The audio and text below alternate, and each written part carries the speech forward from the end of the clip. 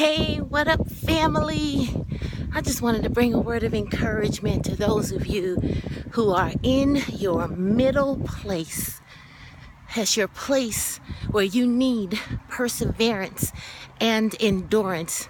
You see, God's grace is sufficient. It's sufficient for the start, it's sufficient for the middle, and for the end. But there's something about, having the faith to start. God speaks, we get excited, and we're able to take off with a whole lot of faith, believing in Him. And there's something about faith to finish. After we have done all that we can, we have pushed through. Yes, we've gotten weary, but when we see that light at the end of the tunnel, when that end result is in reach, we find what it takes to cross that finish line. But there's something about the middle, y'all. I think about the Israelites. Being in the middle means we're no longer in Egypt, right? We left captivity, but we're not in the promised land yet. We're in the wilderness.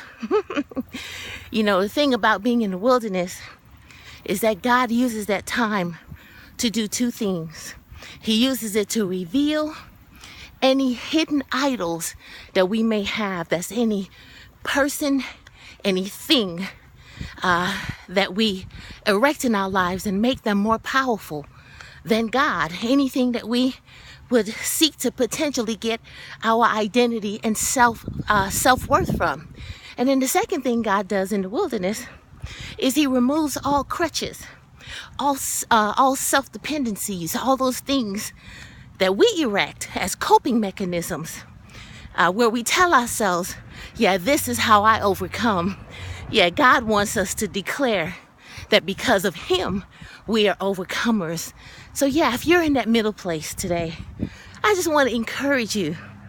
God's grace is sufficient. He's a God of His word. I know, because I'm there. I'm pressing with you, beloved. His grace is sufficient.